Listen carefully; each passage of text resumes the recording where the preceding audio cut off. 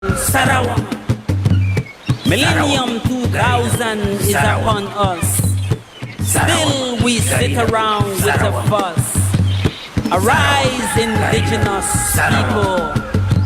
Sarawama, Garinagu, Sarawama. Sarawama, Lida, Yewenedu. Sarawama, Garinagu, Sarawama. Chulu, Hada, Nidumeyo. The time is now, Garinagu. Sarawama, Garinagu, Sarawama. Wake up, Garinagu, Sarawama. Sarawama. Hello, hello, hello, radio listeners. Once again, this is Garifuna Nation, Radio Dumerei, broadcasting to you all over the world. I'm your host, Egbert R. Eugenio, along with my co-host, Wellington Ramos, Joseph Guerrero, and I think we'll be joined later by Cynthia Ellis and our guest. We are to have two guests today. I think they are, around somewhere coming on. The technology is giving us a little difficulty. But we should have Juani Martinez from Hopkins and also Nigel Pitio from, I think, Talmapan. And today we want to look at, again, the Garifuna people's, resilience and their struggle with land and their struggle for human rights. I want to start off by having my co-host, Wellington Ramos, say a few words, then we go to Joseph Guerrero, and then we go on to Cynthia if she's ready. Brother Wellington. Can you hear me, dear brother Eugenio? Loud and clear. Mm-hmm. Good evening, my people and audience. If you look at our history, one of the reasons why we were so adamant to put our lives on the line when the Europeans, the Spanish, the French, and the British came to Dumerei to not surrender and say, look, we're not going to allow you to enslave us and take away our land, because once we're enslaved, we lose our complete freedom. Once our land is taken away from us, what is the sense of having freedom without ownership to land? Land is everything. Your movement, the air that you breathe, the food that you grow, the fishes that you want to catch to eat, the animals, everything is based on land ownership. And I'm hoping and praying that we as a people realize what sacrifices have been made by our ancestors to ensure that we maintain ownership of not our land, but our lands and territories in that entire region that we know as the Leeward Islands. Good. We come back to revisit that again, Brother Wellington, that historical fact. And we move on to have Joe Guerrero introduce himself and the title of his, project. Brother Guerrero, you have to unmute. Hi, good evening. Yes, I'm off mute now. Thanks, Brother Egbert. Good evening, my fellow panelists, and good evening to Garinago, wherever you are in the world. Garifuna is a nation. It's very important that Garinago understand this. Now, let's look at where we come from. We come from Dumerei, Mama St. Vincent and the Grenadines. Pero Dumerei, okay, that's our origin. And we, as Garinago, had contracts. We had treaties between us and the French and later between Garinagu and the British. I want to make it clear so that we all understand. Treaties are agreements between two different nations. So we are recognized as a nation.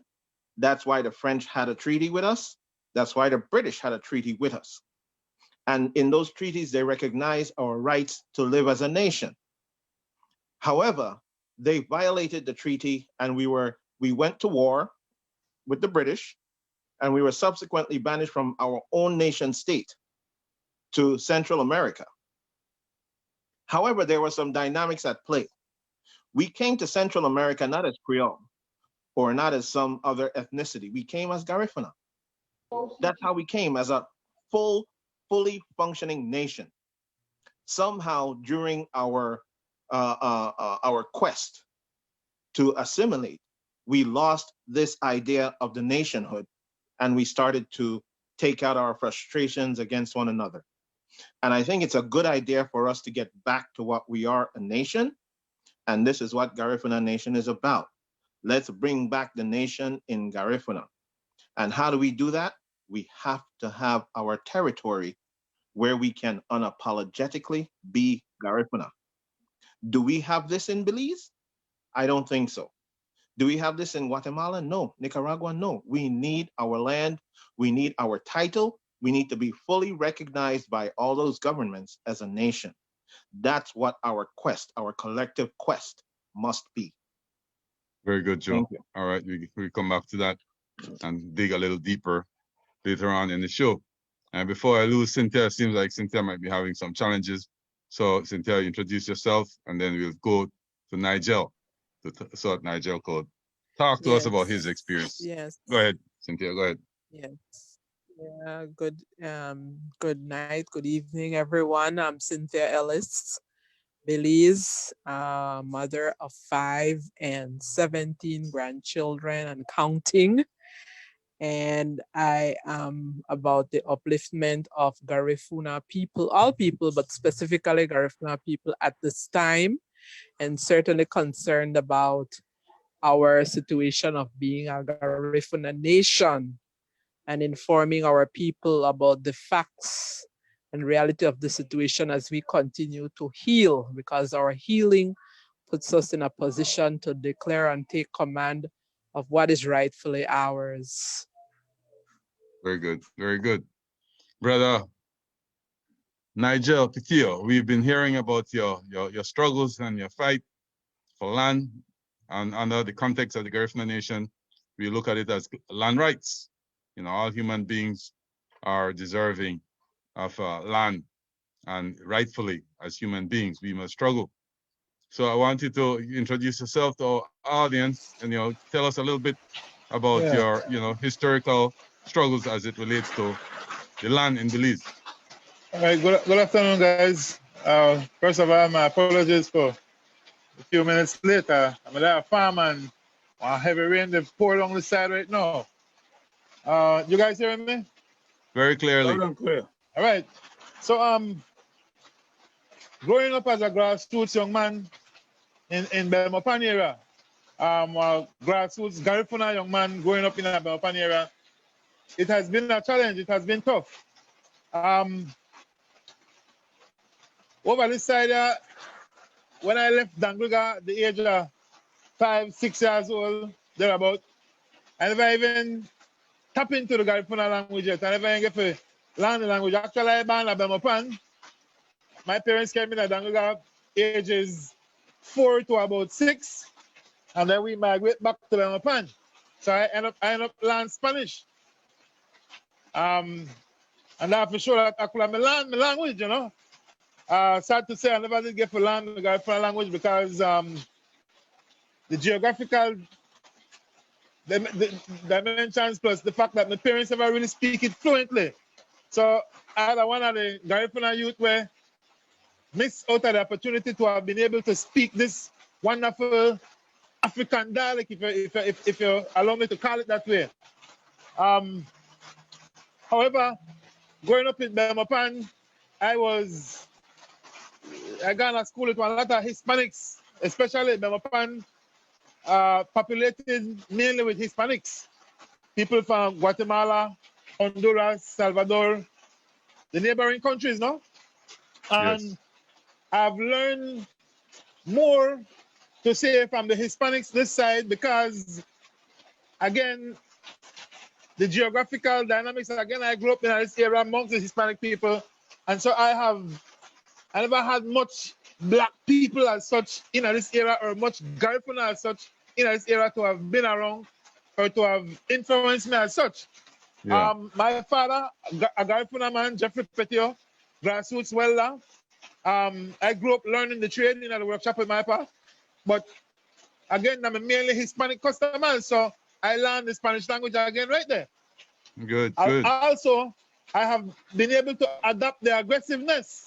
Why I mean to mention all this to you guys is because later on in this conversation, we want to reach the point where you hear people that talk about black man no serious, black man no want work, black man no going to clear no land, this, that.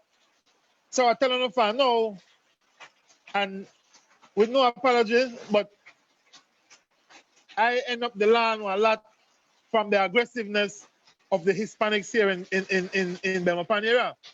However, I realized later on that without land, you can't do much. My mom, my pa, and my grassroots parents, we never grew up with much. My pa had a simple 8 to 5 job at Public Works, where he was a welder. Simple flat salary, nothing to talk about, raising up three boys.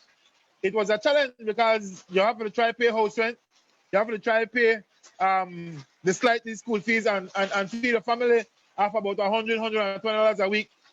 That time there, we realized that if we continue the rent, we can't make it. And we can't continue just buy all the food, the salary just not enough. So my mom and pa did all they could do, try their best to talk to who they could talk to. And you know this system in place where you can't get land unless you get a recommendation from a political officer, either the minister or the area rep at the time, no? If one of them don't give you a recommendation note, letter, to take to lands department, his colleague, in this case, the minister of lands would be the minister's colleague, stating that, hey, I just authorizes or I'm asking your recommendation, I'm recommending this person to come to you for a piece of land. But again, the way how the politics behave, if we're not down to a flag or to a color, most of the time our land request is being neglected. And so that has been a problem for the grassroots man. The man who not fully politically engaged, or the man who not got that briefcase power, money. So if we go to a politician and ask him to please recommend me for a piece of land, the politician want to know where he can get from you. Either you vote for him, you campaign for him. Something in return. That has been the mentality or the setting. And so we have had to fight against that. However, and again, so I mentioned two serious things just now. Yes. If the politician don't like you, you're not get that recommendation to get that piece of land. And if you're not got that money, the briefcase power, like I tell you, you can't get a piece of land. In fact, one piece of land to them, most of we can't afford it. One house that to start 20,000, 30,000. I could talk from Belmopan. The minimal price I pay at $20,000, and now the far areas where nobody don't want it. But Could you repeat that one more time? $20,000 for what? $20,000 for a house that Belmopan, that's the least, that's the lowest price you want to find. For a house lot which is about 50 feet by 90 feet. And that's the house lot where most of the time they're way in the back. The one where me and you not willingly want, but only could afford. You understand what I said? Yes. Versus going to other parts of the country, I could talk from Belmopan side out. $20,000 the least, 50, 60, 75, 100,000, $250,000 you want to pay for a house lot. There are places like Belmopan, Placentia, San Pedro, etc. So the land system not work for we. We don't got the money. We can't afford it. So we had to do, or in this case, me and the grassroots people in this area had to do what we saw the Hispanics been doing. They say the Hispanics they come in and they settle the land. They ain't going behind a piece of bush, left up one little thin strip of bush, so that when you pass, you believe that's still bush. But then don't settle back there. They got chicken, they lay egg, they got corn, they grow, plantain, cassava, pig, the whole 9 yards. They start with a thatch roof, coconut leaf, puhon leaf, bush stick, mud floor. But I tell you this, to tell you all this, to show you the mentality of those individuals versus our people, versus the Creole, the Garifuna, with no apology again. This is from my experiences I've seen. Yeah. And Don't I give come any to know that, apologies. No apologies, Nigel. Just lay it out clear. yeah, I have clear. to be real Just, because yes, what part go of the ahead. problem here is me and you. Why me and you not got land? I just tell you what the Hispanic people do. I just tell you what the people from throughout Central America do in the corner Belize. And they all have land, Brother Eugenio and Brother Ramos. They all have land. So I just point out again to you that if me and you want land, we could have been having land. Now, I've found myself and many others who have followed my lead in cases where we just have to go try identify land, do whatever research we could do, and hope that we could acquire their land. We hope their land could become ours. We have tried the recommendation system that I mentioned earlier, where the minister either know you or not like you. We have tried the squatting as well, and you all have seen what that have done. You have seen the many times they have locked me up, me and my followers, me and the people who believe in this world. Could you repeat that? Could you repeat that? You were locked up, you said, in prison? Yeah, you have seen over and over where the government have locked us up, sent their police, their BDF to lock me up because of what I'm preaching, because of my method. They but put I've never handcuff on heard. you? They put handcuff on you? Yes, I've been in cell block. I have to get myself out of prison because the courts, they harass me, the government, they harass me. I don't know if you remember about 5 or 6 years ago, I was again locked up and charged with intentions of planting corn, brothers. You heard what I said? Intentions of planting corn. The government here that we want to plant corn and they come and send a charge, threaten us to take away all our assets, lock us up, and anybody who follow. What year was this, Nigel? What year was this? What year? This was, I don't know the exact year, but about 2014, 2015, thereabout. You could look up Nigel Petio locked up for planting corn, or Harmonyville Big Year plant the corn. You could just type in some keywords in a YouTube, Google, whatever, Nigel Petio, Harmonyville or Big Year, and information today. But this have to show you how our government have been treating us, well, at least the previous administration. They have never embraced the idea of the grassroots youth population coming together and recognizing ways that they can develop themselves. I don't tell you about gangbanging. I don't tell you about the man now they hang by the street or so smoke weed or not to be positive. I tell you about a bunch of grassroots youths who have recognized 12, 13 years ago that land is the solution to poverty. Land and proper land management. Now today, we are faced with a pandemic where if we had taken heed, if the government may listen then, those of you who couldn't afford for the rent house today or the worry about our food pantry, may are well taken care of. Again, I must say that owning a piece of land will make you a full man or a full woman. You shouldn't be dependent of another man sheltering you or providing food for you. So that's just a basic idea of why is it that this fight is so important for us to own land. Why is it that we can't just back down because our new administration in place now have won because of the number one promise, which is land. That's our lot. Throughout the 13 years, I have been like opposition. For the government, for the UDP government get in, it has been a land war. And never yet have they embraced us all the way to the very last end. In fact, June, July of this year, I was locked up again because of speaking about land, because of gathering my people to discuss land. So we understand the importance of land ownership. We understand the importance of this fight. We understand the importance of taking on the fight now as well, because our parents and our parents' parents, and you, Brother Eugenio, and your parents and Wellington, we can't pass on this fight anymore to the next generation. The fight that have been passed on to me by generations like you and you before, I am not here to pass on that fight to my kids. Now, a fight where we must embrace and challenge and stand up to know, because land is infinite. Land not the stretch, no more land not the grow. Well, at least we don't like Dubai where I see that they make land out in the sea. We need to fight for land now, we need to own land now, and it is very, very important for us to stand up now. Thank you, Brother Pitio. Thank you very much. I'm sure my other brothers and sister have some questions they'd like to pursue or, you know, make some other indicators. But I love the fire in your Yes, man. on your passion, in your rationale. You gotta be passionate about your reasoning. And so yeah, we have some similar tracks, and because we had the same issue in Dangriga with, you know, both administrations. Yeah. Right? Brother Both Hino, UDP and PUP, they play this game. Go ahead, Brother Wellington.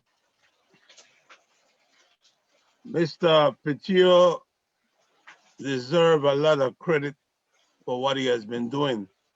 And he knows what's going on because he has seen the light. But let me just bring in something here that Brother Petio and our people might not be aware of. When there was a civil war in El Salvador, at that time, Duarte was the president of El Salvador in the 1970s. The war caused Salvador a huge migration of people because at that time, Salvador was the most populated country in Central America. Coincidentally, not only was there a civil war in El Salvador, there was a civil war taking place in Guatemala. There was a civil war taking place in Mexico. And Belize was at the center of the civil wars that was taking place. But here is the big difference in these countries. In Mexico, the native Indians, they live in poverty. In Guatemala, the native Indians, they live in poverty, and their human rights are constantly being violated by the government because in those countries, only a few families own everything. Yeah. But Salvador at the time was the largest US trading partner in the textile industry.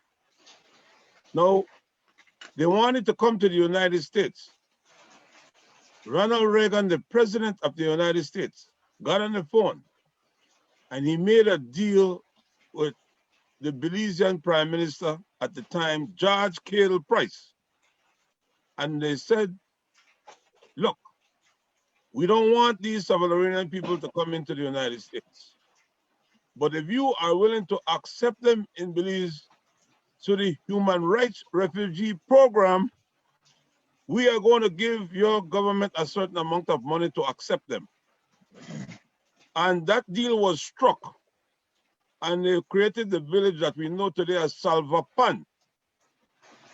Yeah. Now, when Salvapan was created, Dutra Thomas, who was a staunch PUP, operative for PUP at the time, was in charge of the program.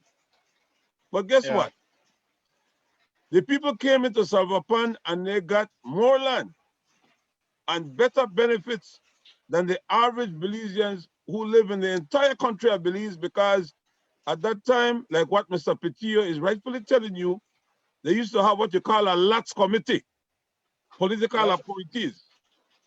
And the LATS committee, if you didn't go to that LATS committee and put in an application, you would not be able to get no lot nor no land in the country of Belize.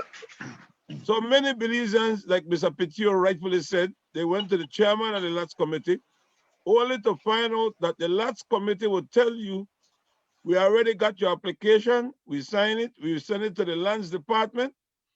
People go to the lands department can't find no application. Yep. Sometimes the lands department will tell the people, we sent it to Belmopan. People take the buses from Dangriga, Kaya, wherever, PG. They go to the lands department. The man at the lands department will tell them, you go back to your lands office and tell them, stop telling nonsense. There's no application here for you. And people is spending money back and forth between PG and Belmopan, Dangriga and Belmopan, Hopkins and Belmopan, all kind of places and Belmopan. And they can't find no document because no such document exists. While if they don't like you, they take your application and they throw it in the garbage. And even if they like you and you have a lease, they will take your lease and give it to somebody else and then still sell your land behind your back. And you end up finding three people walking around with the same lease for the same property. Still happen today. That is a bunch of nonsense that is taking place in the country of Belize as it relates to land. And only the poor people in Belize go through this nonsense. The rich people, they don't go through that because they make deals and they just get lands whenever they want, wherever they want. And that is still taking place in Belize under UDP and PUP, my friends. Yep. Then you have to go to Our land indigenous department. lands that we have right to, we have to assert our rights to our land and stop being engaged in this merry-go-round game with a bunch of dead horses and a wild goose chase, you call it. Thank you. And Yeah, with a bunch of thieves. indigenous lands, gentlemen. Go ahead, Joe. Speaking of indigenous lands, what is the most frustrating thing for yours truly? Is to watch Garinago line up, go to government, fill out form for land they already own so they can pay for it. They're gonna lease land they done own. They're gonna go buy land they done own. And then when you tell them, look, you own the land, you have to assert your rights to the land. Then they will tell you, you crazy. What's crazy? Paying for land that you own or asserting these rights? Which one is crazy? You understand? We have to take a second look at how we're approaching this thing. Now, listen, the government has a job to do too, you know. They have a responsibility. The government knows damn well that those lands where Garinago are indigenous lands, and yet they're selling those indigenous people the land that they don't own already. And at the same time, the government does not have a system in place to give indigenous people their collective title as they are entitled to under the Constitution of the nation of Belize. It's in the Constitution that they have land rights. And that's what Judge Contes said, not myself. You guys look at Judge Contes' order. He said it, not me. And I am only repeating what the Honorable Judge said. Okay? So I want Garinago to come join us. I want them to listen and be educated that they are not to go and buy land that they already own. But the government system in place that's telling them they must go and buy land that they already own. That's the problem. We have to correct that, move that system.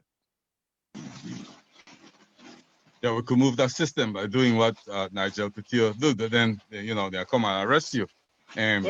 But I do agree, Joe, that the historical fact is that the Garifuna people have territorial claim. All right, we have territorial claim, and we own the land south of the Saboon all the way to the Sarstoon. And so we have to follow the guidelines or the precedents set up by Judge Conte. We have to bring that to bear. Yeah. So I want to hold the thought, Nigel. I want to invite Uwani Martinez. Uwani is here with us. And Uwani, you have to unmute. Go ahead, Cynthia. I wanted to just make reference to the point that Joe made earlier on about our dropping the recognition that we are a nation, that we are a Garifuna nation from way back when these treaties were disregarded and disrespected.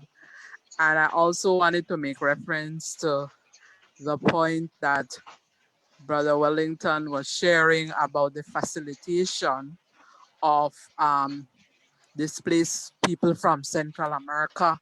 And I bear witness to that fact that for many years, whilst I hear what Brother Petio is saying is very true, for many years, these people were facilitated with programs and funding and support.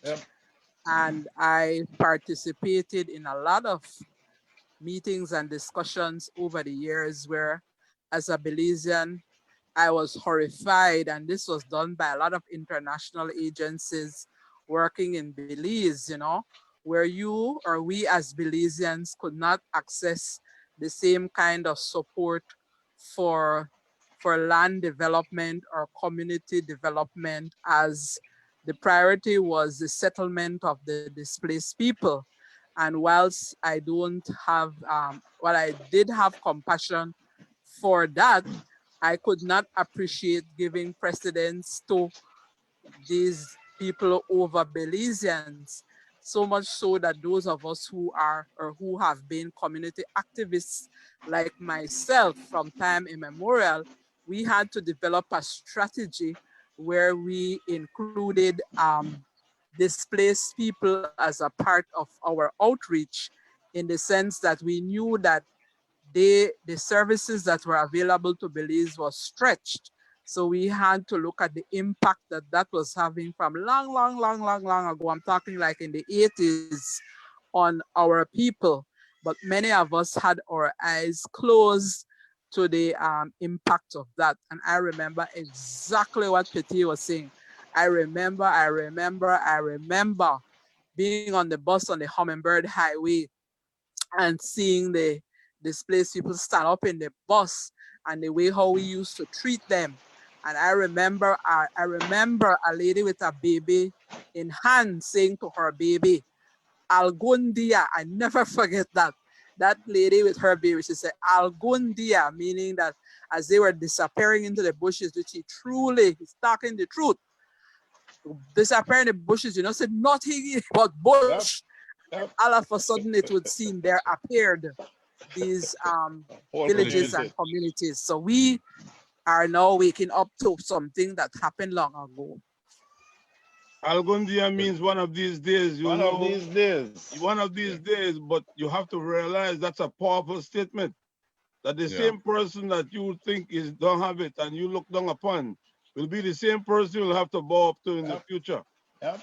But Nigel, yes, and audience, listen to this. One of the tenets of international law and a very good principle that a lot of people are not aware of, that can bring all the underprivileged and the people who are deprived of land together as one, is that if a government refuses to grant land to one of its citizens, that is a violation of international law in itself. Because everybody is aware of the fact that you cannot do much without land ownership. So let me repeat that. I don't care if you're Creole, Garifuna, Maya, Mestizo, Spanish, Indian. If you are not granted a piece of land in the country of Belize, that in itself is a violation of international law. Please remember that. Wellington, well, I'd like to elaborate a little bit on that. Again, during the past 10 years of our land activism, we have pointed out all of those issues. We have pointed out the fact that as a Belizean, as a band Belizean, you're entitled to land. And I want to tell you why. We have also pointed out the fact that land in this country, we have a lot of land, period. When you look at the population and the amount of land we have land. Another issue we're faced with, though, in this country is the fact that a few people own a whole lot of land. And this is the problem now with that, is that many of them can't pay their tax. If you notice, the previous Prime Minister wrote off over $90 million in land tax, which I was absolutely pissed over. I'm a dead mad over that. You know, first of all, when we talk about writing off land tax, who all have land? The question here was who have land? Because we, the poor people, we don't have land. So why you have to write off land tax for certain people? Certain people will have 2,000 acres, 3,000 acres. You got some people will have 100,000 acres in this country. They don't do nothing with the land.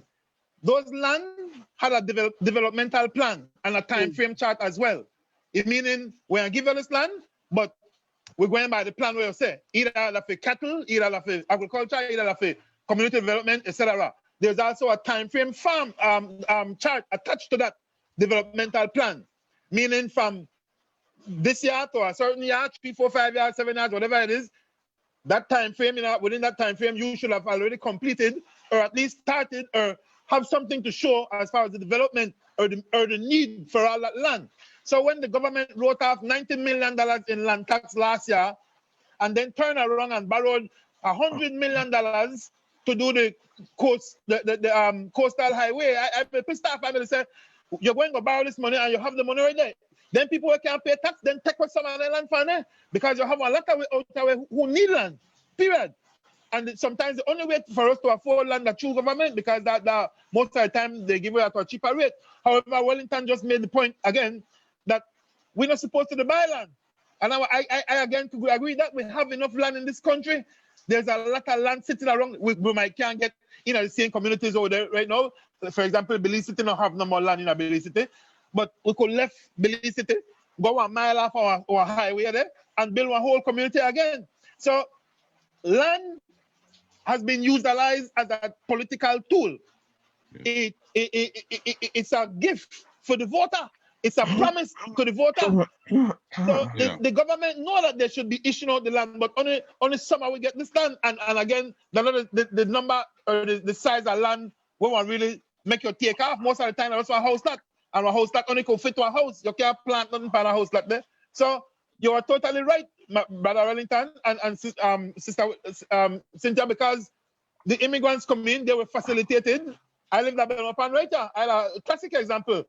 Most of those communities, again, that you mentioned earlier, the Hispanics, they were facilitated.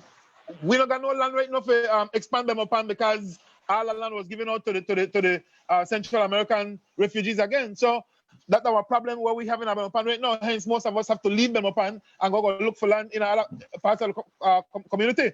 And again, I also want to show too, the politicians now come to you and say, "See peace, Alanya." Many times they don't come to you and say peace, Alanya. Maybe that's their favorite coronary or their family members or the people within their circle. We need to pressure them. We need to pressure them. The Mayas never just win one case because the government decided where we are. No, the Mayas came together, educate themselves about the land right, for indigenous land rights, and won that case. We have something already that we could turn to. In this case, like he mentioning, precedence has already been set. So we could take up the case as an indigenous people again, the Garifunas, and follow the trend. Period. Yes. So I mentioned earlier that I have been inspired and motivated by the aggression of those around me here in the Belmopan area. All right, no apology, no disrespect, but we need to step up. We as our people, we need to step up. That's what that means, you know? Yes. Well, Sister Wani Martinez is here with us. And Sister Wani, I want to welcome you for the discussion about land rights, human rights, and introduce yourself and give us a little synopsis of your experience with land. You have to unmute, Wani.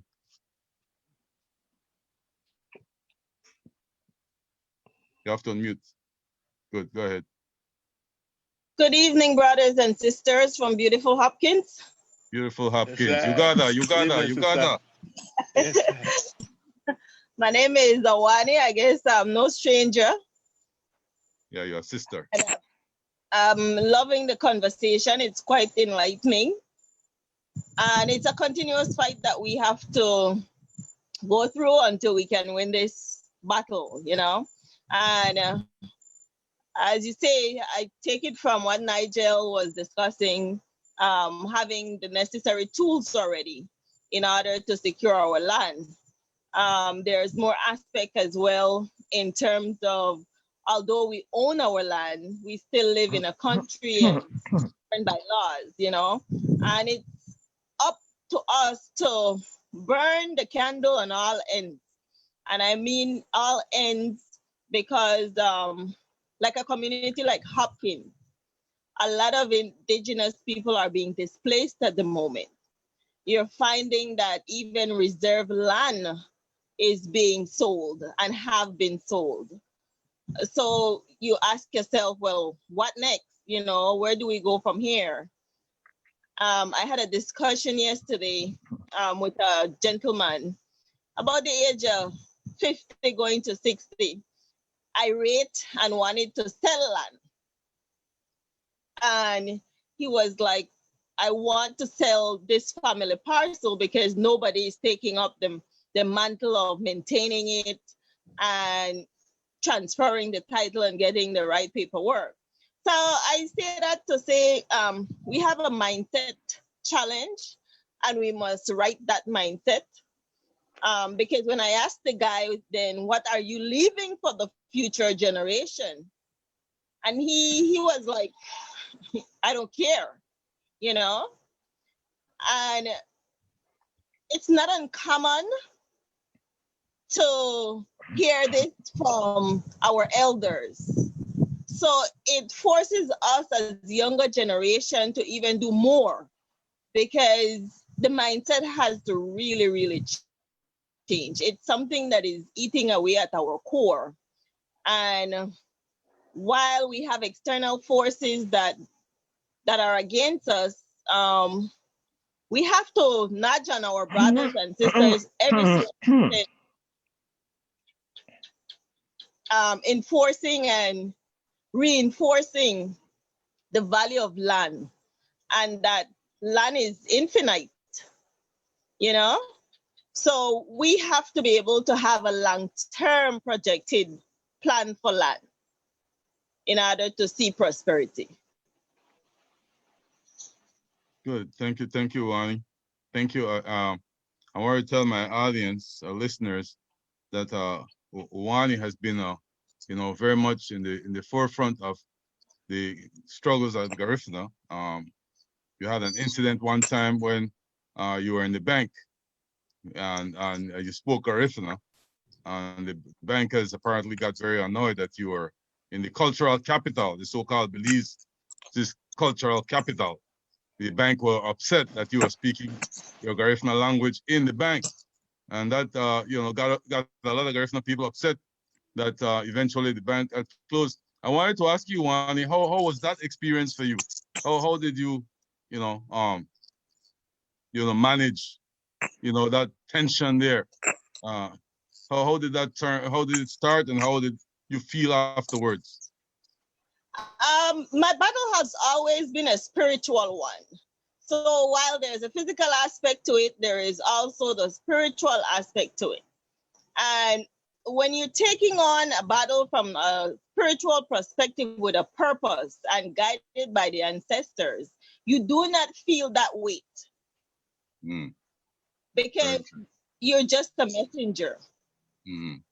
You're just a conduit, So for me, there's never been any strain, but more accepting of what I'm called to do. So that's what I live for every day, trying to improve the lives of my fellow people, and in a more productive way, and by example, leading by example in the most case.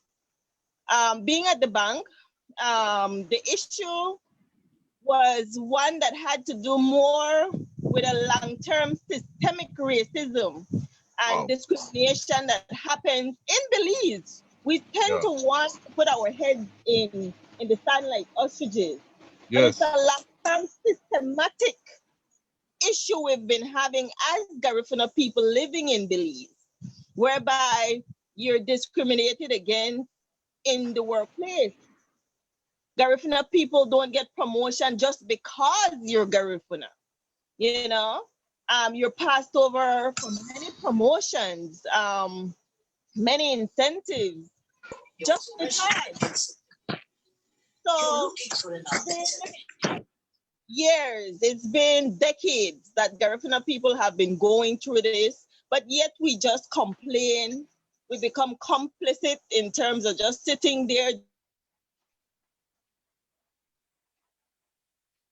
doing nothing, saying nothing, all that. And I was determined to make a difference there. But to make that difference, I would like to emphasize to the listeners that it takes planning, it takes sacrifice, and it takes work. Yeah. So I don't encourage anyone to just,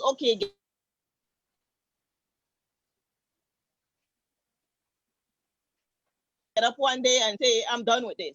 It's your plan. What do you want for the future? How do you see this playing out? And with the guidance, of course, of the Almighty and the ancestors, it does come to pass once you've started that course, So I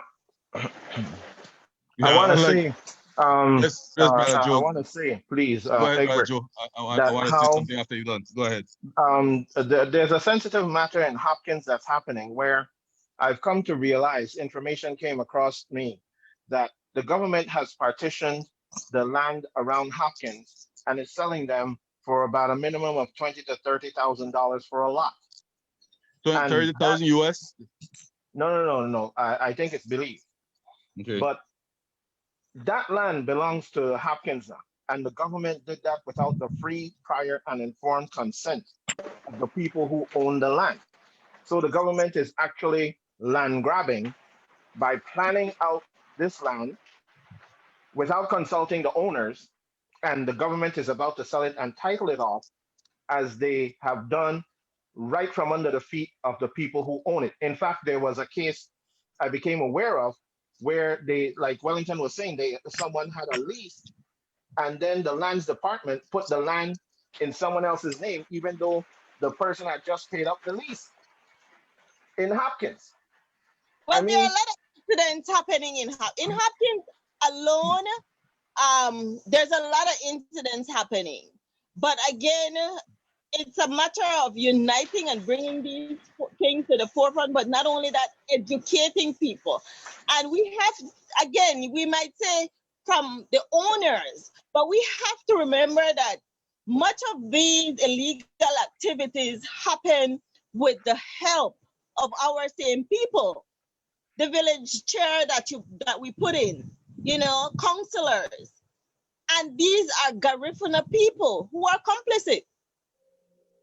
I want to address that too, Wani. Many people make a case that, oh, since it's Garifuna selling Garifuna land, then it's okay. That's what they're saying. And I am here to tell you, no. And I am here to tell you, look at the system. Has the government given us our collective title? Is there even a system in place for the government to give us a collective title? No. Oh, so if there's not a system in place where we can claim our collective title, people will get frightened and use the only system that they see in front of them, which is this go to the land and pay for land that you own system. That's rubbish. What we have to do is we have to correct, and as you say, Wani, properly educate the people that the system that they have in place in our territory is incorrect.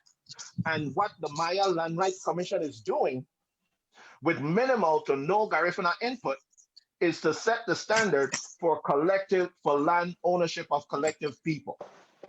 That's why it's important that Maya Land Rights Commission, or as the government would say, the commission to implement the consent decree, that same commission is now in the process of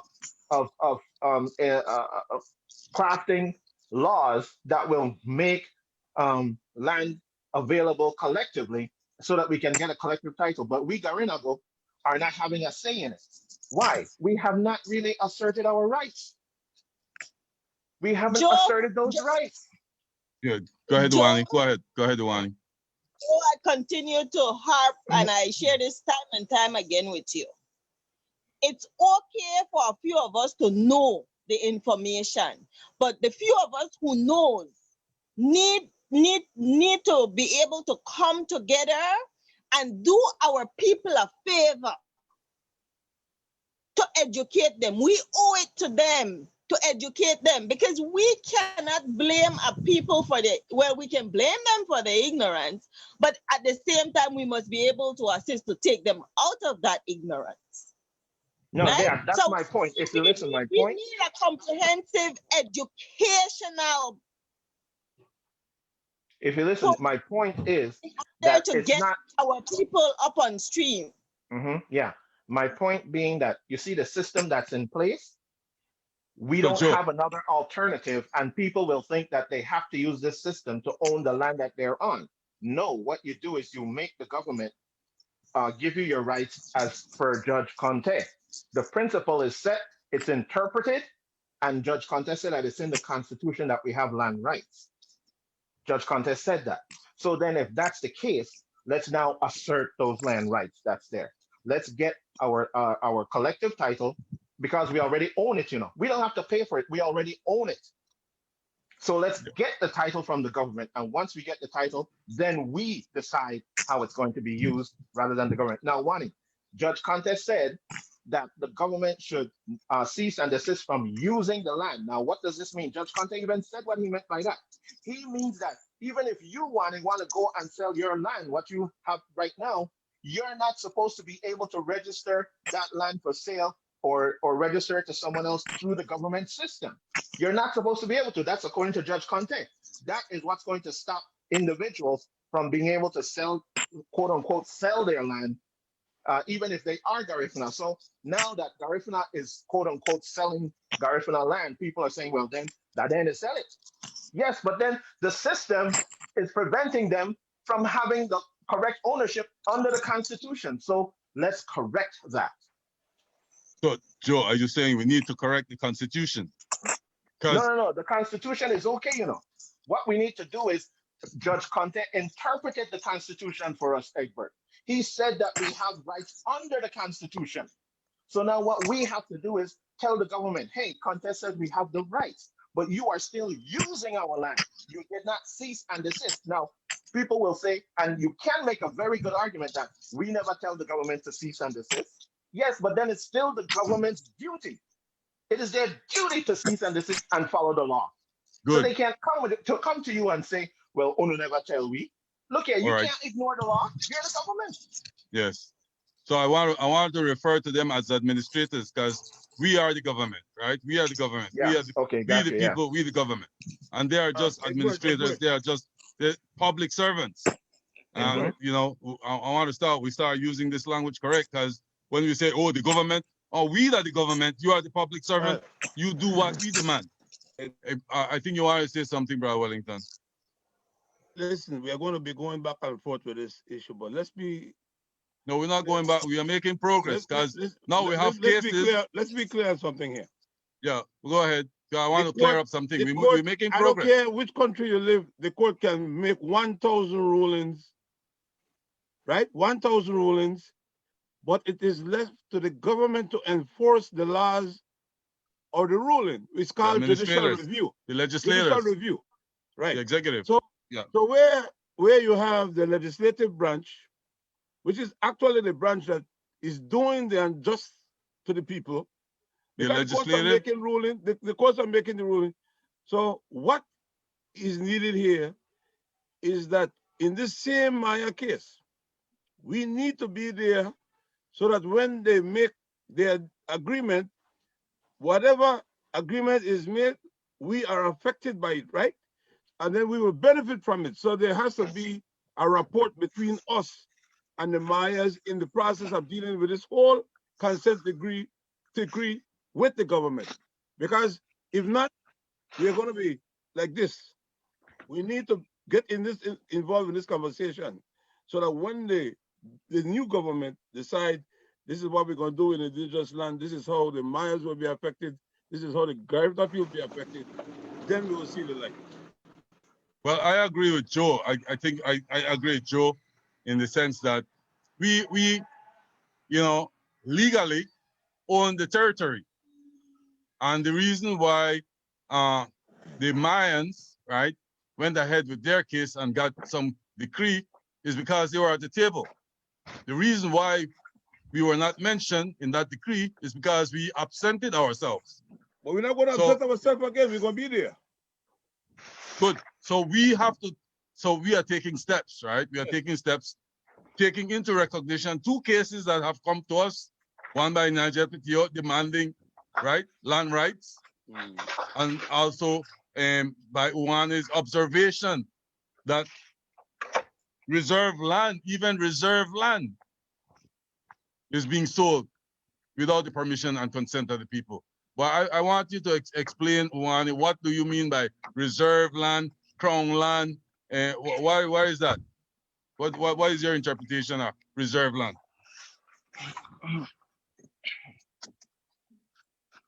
Reserve land in this case of being a coastal community and on the water side. Yes. Government it's legislated that there's a 66 feet reserve. from any waterway or 10 feet that is not to be sold and is to be held for public good. Public You good. know? Yes. Yes. And access. So the beach in front of Hopkins by any coastal community, 66 feet inward is what is reserved for public use. So a resort might be on the beach, but they do not own the beach. Yeah, and if they put their dog there and I'm walking and I know my right, I have all right to shoot the dog. Shoot the dog. Yes, you I shoot, to shoot the dog. If the dog is between 6 to 6 feet of reserve land. I want to get that. You got that right. Good. But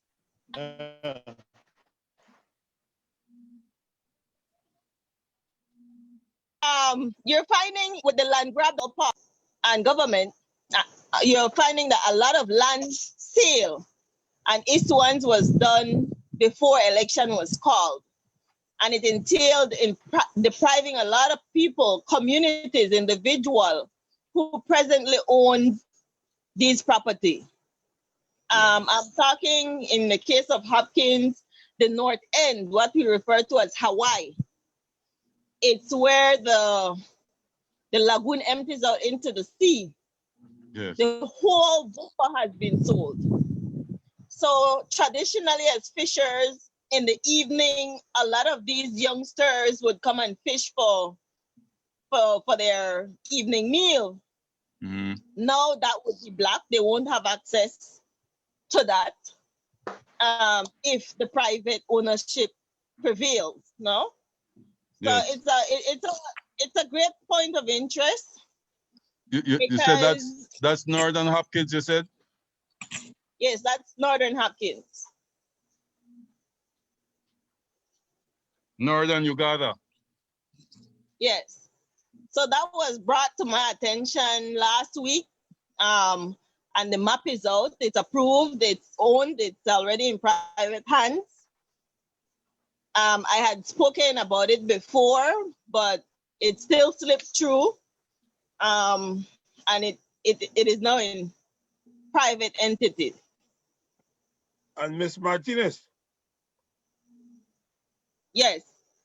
Are you saying that the government of Belize, the legislators, land belonging to the Hopkins people that comes under customary law usage without first conducting any discussion or meeting with the people in Hopkins? That's what you're saying? Well, they met with maybe one person or two. Talking about having a public meeting, but that usually public meeting with the residents of Hopkins. No, there has never been public meeting. All these lands have been issued out by one or two individuals working together illegally. But they went ahead and they sold the land without a public meeting being held with the people of Hopkins to ask them what they think about this process and this deal that they have. They did that? Yes, now, what I would like to offer, this is a gross violation of international law.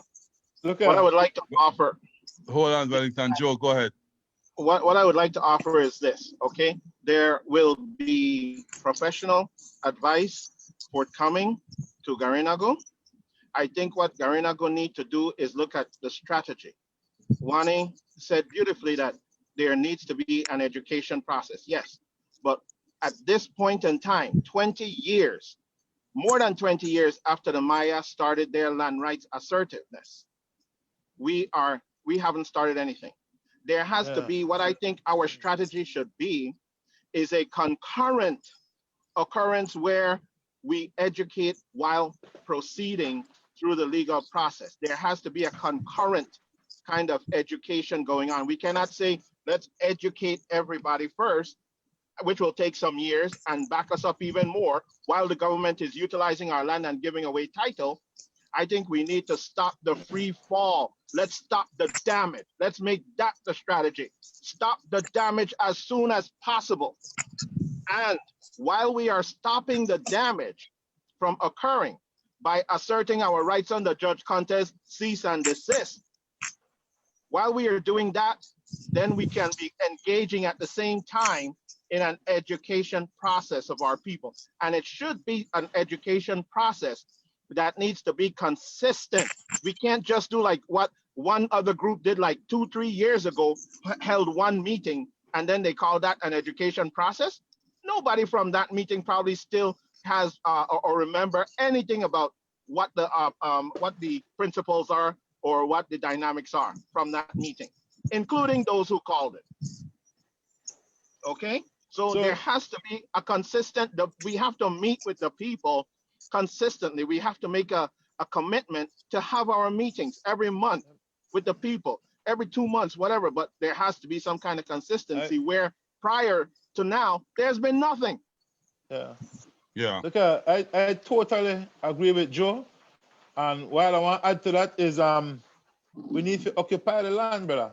That my main method here. That one I think where the government not like about me. Because I know just going out, they're gonna talk and point out we're gonna occupy the land, we're gonna chop now and forcing the government to pay us the attention that we deserve. You see that the thing, yeah, they now account to you and say, okay, then we'll make we continue this discussion. No, you need to push their hand. So we need to start to identify lands that we reclaim, land that we call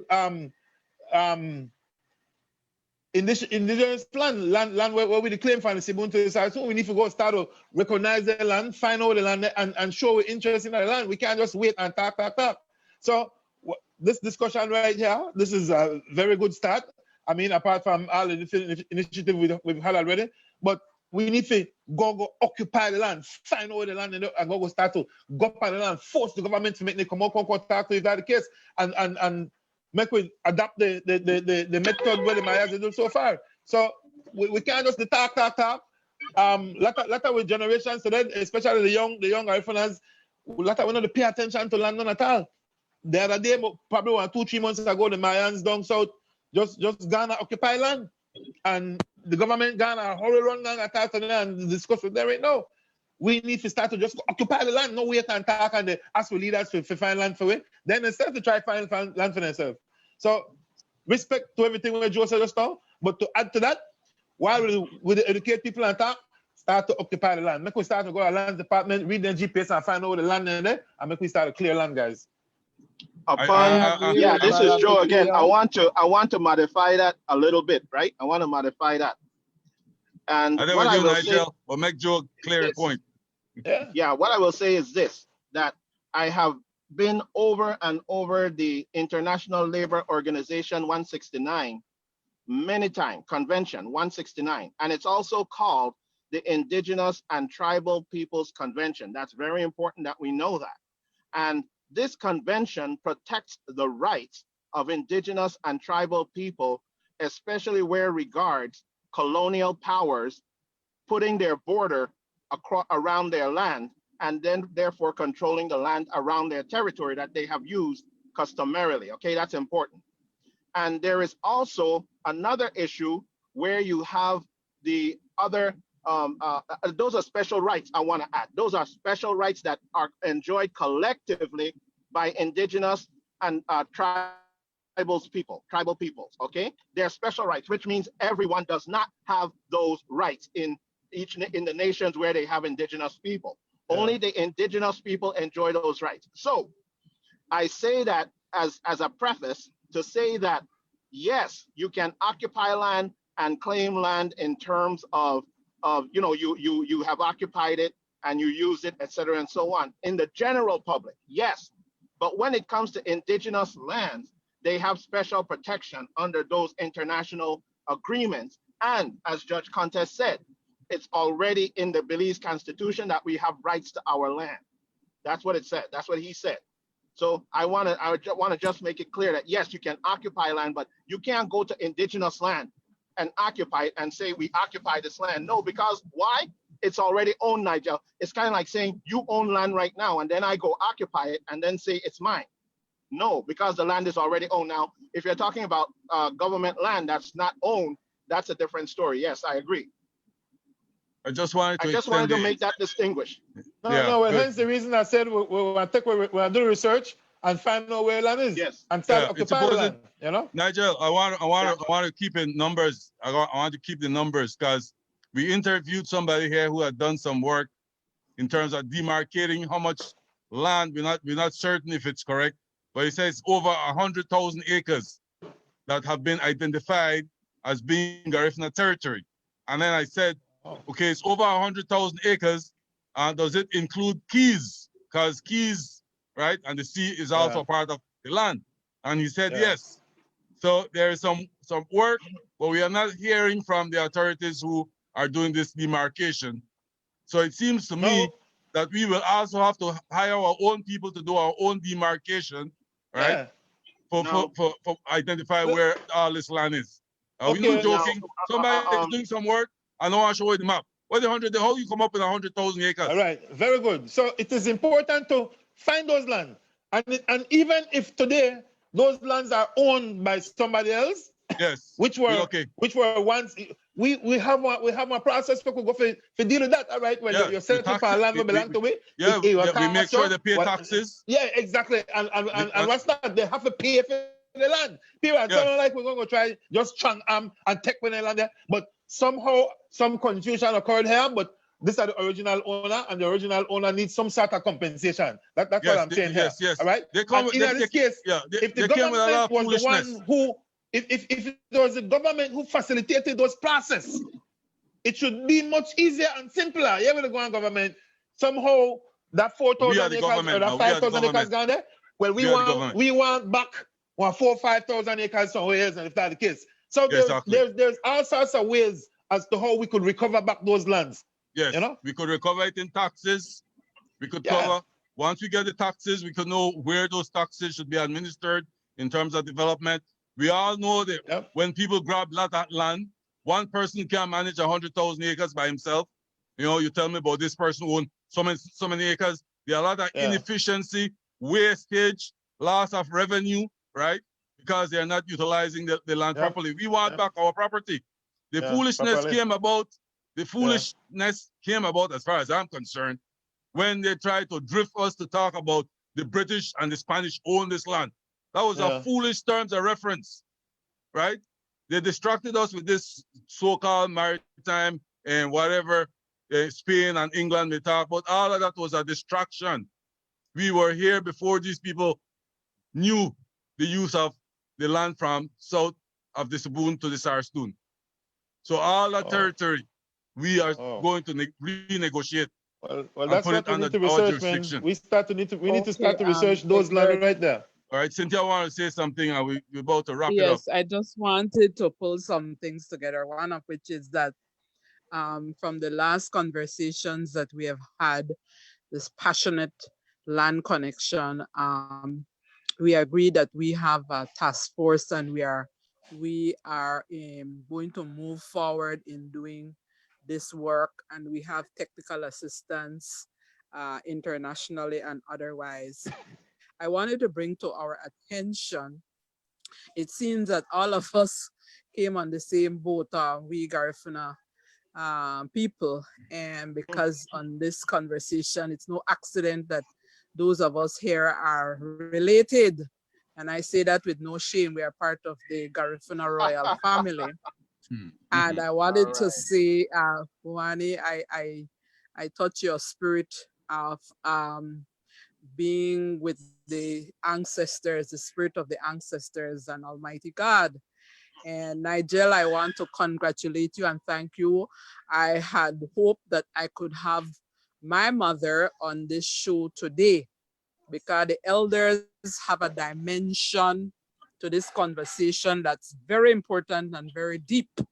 But I will say Yes. that when my mother has been Yes, observing indeed. you on media, Nigel, and you are my relative, and I say that with no Yes, shame. I'm aware of that. No? That's I'm our, quite aware of that. my mother wants you to know, and she told you that it's no accident that you are doing what you are doing, or we are doing what we are doing, because our ancestors go way back to one of the most powerful Garifuna leaders in our nation. You know, we come from the line of Kuti, who was one of the most powerful and outstanding spiritual Garifuna leaders.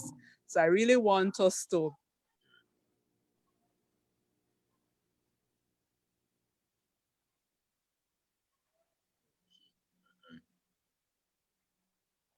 You have to unmute. God does Cynthia. not make any accident. So in terms of what Egbert was saying about we are the government, that is something that I would like us to explore deeper moving forward. What does that mean? And that means as we evolve and develop as a Garifuna nation, as what Joe reminded us of, before these treaties were broken, these are facts that are evidence for our research. So our education, everything that has been said on this show is going to be part or is a part of the campaign, which is bigger than land. Land is not just the physical acquisition of land. It is a level of raising our consciousness and also showing, stepping into the power of who we are for 2021 and beyond. Yes, Cynthia, thank you. Thank you for that. For 2021, we're going to make it fashionable to own land. We're going to make it fashionable that we're going to have territories back. That's, you know, and we are looking at all the aesthetics for our communities to flourish. And like we said earlier, we're not begging anybody. You know, our ancestors were no pirates. We come from a foundation of, you know, where one of our leaders called virtues. Be reasonable, right? Be thankful, be respectful, right? Our ancestors, I'll hang on to this. My ancestors were not pirates. Pirates mean we were not thieves, they're murderers, right? And so therefore we move with those virtues on our back. There's nothing about us to be ashamed of. We're coming for what was ours. And it's simple as that. And it's written, it's a factual Egbert, thing. I wanted to ask Wellington to speak to something very incredible about the volcano in Dumerei and what's happening with that, because it relates to this land discussion. Is Wellington and on? then we also want to talk about the plans we have for 2021 starting January, featuring Stay and Bite. Yes, I'm on, Cynthia. Go ahead, Wellington. About the what's going on in volcano Dumerei with the volcano. and what happened when they move our people from there. In 1796, when the British took over the island of Dumerei, they moved our people into the northern part of the island, and they passed a decree that our people should not be seen anywhere in the central part of St. Vincent, which is Kingston. They were banned from speaking their language. They tried everything to to stop them from their culture, religion, and everything. Stop them from Existing. But the British had another intent, because they knew that the volcano was in that area. And they were hoping that the volcano would erupt and get rid of all the Garifuna people in Sandy Bay, Greg's, Fancy, and all those places where the volcano is located. But the volcano has erupted several times. And the volcano has not disrupted the lives of the Garifuna people. In fact, the government have to spend money to bring back the Garifuna people to live in the mainstream St. Vincent up to today. And that is powerful. Yeah, it's very powerful indeed. I want to follow up on what was mentioned, that we do have a land task force, Brother Nigel, Sister Wani, and Sister Kaina. We have a task force, and I want to invite you guys to join us in this land task force that the Garifuna Nation is, formulating, because we're going to challenge the government of Belize. We are about to do that and develop a strategy, right? So I want to invite Wani and Nigel and Kiana to our meetings. When we have a membership meeting, an executive meeting, a planning meeting, I will extend an invitation to you guys so that you could listening to our strategies and even advise us as we move forward. This is a movement. This is, we're not interested in, I want to repeat, I'm not interested in the, 19th of November committee having to dance in front of the Billiken band. I'm not interested in, the other things that are going on culturally is fine, dandy, and nice. I love it. Keep it going. Please encourage. We're going to promote the culture, right? The government, the administrator like to go all over the globe and say, oh, the Garifuna are a gift to humanity, intangible this. We want the tangibles. We want the tangibles to make the intangible real. And don't be boasting all over the place about how we are a gift to humanity in the face of your inhumanity and ungratefulness. That's how I want the language to go. Not to come with fanciness here. We want things for real. Yep. So, yep. As a Garifuna Nation, we inviting you, like, we will pushing this. We're gonna push this. Go ahead, Wani. yes, as a Garifuna Nation, I would like to see us including because what I'm seeing from these discussions are Belizean. And Yes. having traveled the diaspora, I am cognizant of the fact that we share similar issues as it relates to land. So this issue is not a common issue just for Belize, Belizean. but you move on into Honduras. Honduras Correct. have its own issue, and they've won landmark cases that we can actually seek their assistance with as to the way forward for us here in Belize. Yes. You go to Guatemala, they have similar land deprivation issues. Dumerei is the same thing. So yes, while Mr. Ramos, Fancy, and the rest is not being affected, on the other end, where our Garifuna brothers also reside, they are under the volcanic watch, and they're affected from time to time, unlike the other side, like Fancy and Great. Very good. Yeah. I just wanted to give you a little bit of update. From the time the Garifuna Nation was born, we have representatives from all the countries where we live, and we have been on top of all the issues in Nicaragua, Honduras, Guatemala, and St. Vincent. As a matter of fact, we received a letter from the Prime Minister of St. Vincent in reference to the 5 men that were kidnapped, because we wrote a letter to him and to the United Nations and to others. We don't want to go into too much details, but if you are interested, just ask us what we have done since 2014, and we'll have some information to provide to you. And we are constantly in communication.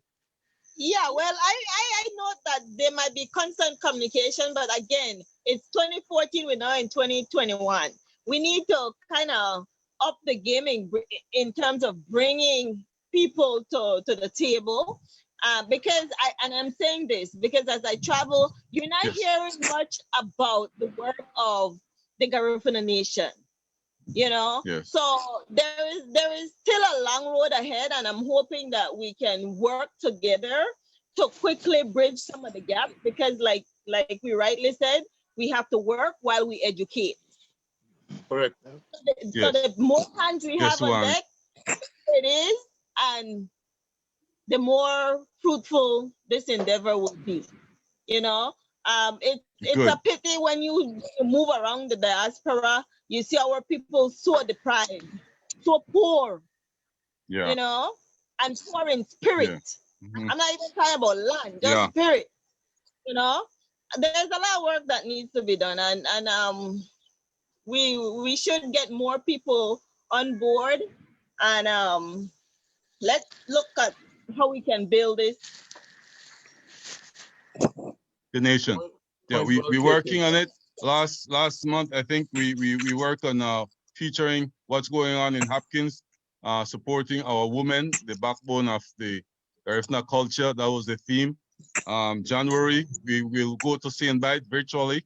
We will have an economic summit or economic discussion as how we our communities feature within the national economic structure. We want to do that in Saint-Bite, and the teacher put Saint-Bite, so to speak, on the map.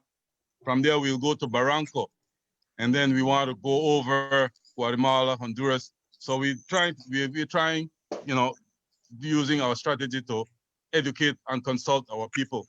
I want to go around now because we're running out of time. An hour and a half, 90 minutes has gone. So last words. I don't know if Kaina is here. Kaina wants to say something. Then we move on to Brother Joe and Nigel. Last words for our listeners. Brother Joe? Meanwhile, we're waiting for Brother Joe. You want take it up from there, Brother Nigel? You want to give us the last word? All right. Well, first of all, I want to say thank you guys for having me on. I definitely enjoyed the discussion, and I've learned a lot listening in. I definitely want to be a part of the organization and see how I could contribute and continue to grow the nation. Best wishes for the new year. It's a new year.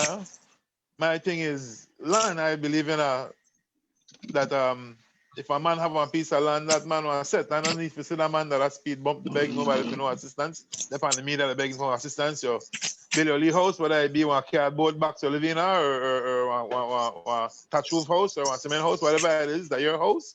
You don't have to pay no rent. Nobody know to force you run you out of the land and plant your food.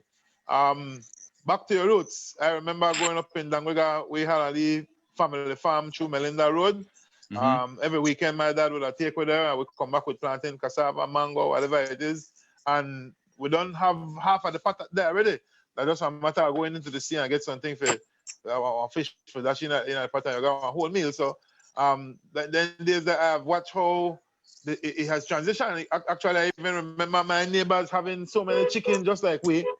And we still know we're chicken today. The quality poultry chicken there all over this country.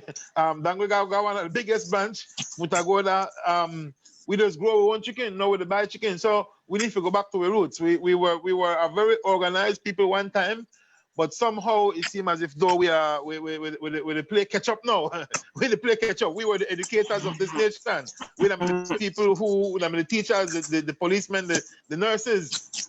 Today the Garifuna man behave last, you know. Yeah. And so we have a lot to do. Sister Mel have said a lot. Went to school together too, my classmate one, you know, and I'm very proud of her. Appreciate the teachers must be proud.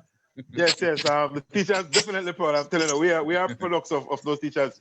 So yeah, man, we have a lot to do. We have a lot in common. And once again, thank you guys for having me on. My uncle Wellington. Yep. Take care, man. Uncle Wellington there. And my auntie Cynthia. I mean, I know almost all of them personally. And so it's exciting to see that we're a team. Yes. So let's build on what we have. And to the rest of you guys, man, again, thanks for having me on. Thank you, Brother Nigel. Thank you very much. Brother Joe? Yes, man. Respect.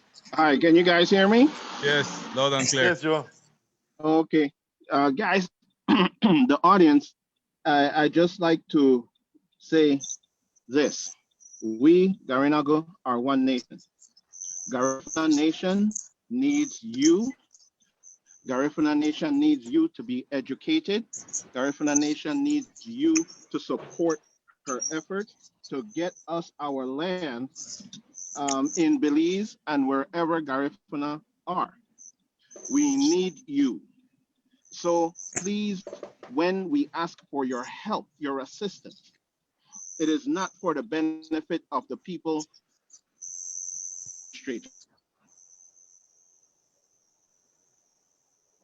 Good, Brother Joe. Sister Wani, you want to give us your last word? Sure. Well, I want to first thank you for the opportunity to join in today. We can't emphasize enough the importance of land for our people, yes. But not only having the land like Nigel said, but working the land. And yes. As leaders as well, I call on each and every one of us that we must strive No. to lead example. Yes. If the young people behind us see us doing something, it's not what we say that they will listen to and emulate, but what they see us do. You know, so we need to embody what we want to see for our people. It will Yes. make the task for our people much more easier to follow behind us or be beside us, because Yes. none of us, we're all equal in this game. You know, we all come with our different talents, gifts that we can all bring together to reinforce that we are powerful people, Yes. and we can, yes, retain back our land and be successful once again and retrieve what we've lost. It's not the end all. We are great people and we're fully capable of doing just that. Be Good. sustainable in what we do, um, making sure that we're taking care of each other, looking out for each other, and looking out for the overall well-being of our nation, be it in Urume, in Guatemala, in Costa Rica, in Panama, because we have remnants of people there, Nicaragua, Belize, you know, wherever we are in the US, that we join force to acknowledge each other, love each other. It's important to the cause of all that we want to accomplish, be it land rights, economic power. We must learn to love each other, love ourselves, and together we can. Very good. Thank you, honey. Brother Wellington. It's going to be a long struggle, but we just can't give up. Our ancestors did not give up on us. We just have to keep going for the prize. One thing I know about real estate law is that any land or property that is acquired unlawfully, there has to be a restitution and a resolution. So at the end of this whole exercise, we are going to see that we will have a Garifuna land reclamation program embedded into it. Thank you all for participating. Cynthia. Cynthia. Thanks, everyone. Happy New Year. We are continuing our healing process and we look forward to the Economic Summit, January 15th and 16th, where we go deeper into these issues. And thank you for all who are listening to be a part of this movement, which is already successful because the spirit of our ancestors continue to guide us. Thank you. Thank you. And for my listeners, I want to wish you a happy new year with health. Remember, health is wealth. Take care. Wear your mask. 300,000 people have died in the United States. That's almost the population of Belize. So Belizeans, wear your mask. Wear your mask. 2021, we want to make Garifuna fashionable. We want to make Garifuna fashionable. With that, I want to say, Kaina, are you there, Kaina Martinez? Yes. All right, you have the last words as it being the youngest. Well, I just wanted to thank you guys for this opportunity. This opportunity has been very much educational for me as a young Garifuna Black woman, and just someone that is striving to understand herself as a Garifuna person and accepting all part of me. What you are doing, I can say, is going to change the perspective as well as the life that we Garifuna people deserve. So I'm very appreciative that I'm a part of the Garifuna Nation, and I look forward to continue to work with you guys and make Garifuna Nation what it intend to be, and make Garifuna Nation what we as Garinagu are, the powerful forces that we are, the educated people that we are, and the list can go on. So thanks once again for being a part. Very good. And we'll be a part of St. Bite, January 15, 16. I will bring you up into the fore, virtually, talking about what's going down there on the ground. I've seen an article. I want to share it with you to see if that article represents exactly what we want to revisit. Thank you very much. Thank you all, Nigel, Wellington, Wani, Fianina, Cynthia, and our guests. And Susanna, Barbara is here, along with Merlene Castillo, listening to us all the way from Uganda. Thank you, Joe, and good luck with everything, brothers and sisters. See you very soon, next Sunday. Respect. Thanks, man. One day, thanks, man, gone. Maybe he gone. All right.